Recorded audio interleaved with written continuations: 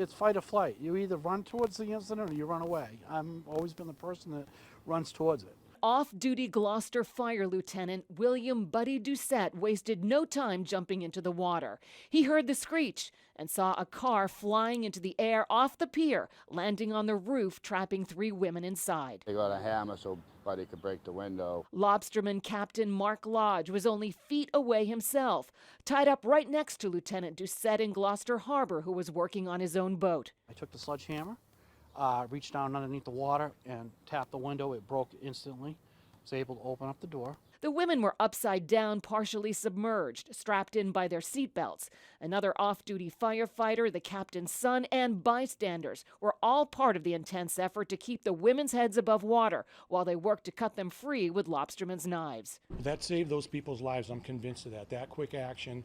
It doesn't take long to drown. It's unclear the circumstances of why the women broke through the barrier here, but by the time they hit the water, firefighters say they had already suffered injuries just from the crash. It was probably here. The water level at low tide helped the rescuers like Lieutenant Doucette get their footing. The women finally freed and taken out on these stretchers to waiting ambulances. The first lady we got out of the vehicle, her head was cut, bleeding pretty good. The second lady out, she was pretty pale in color, but she was breathing.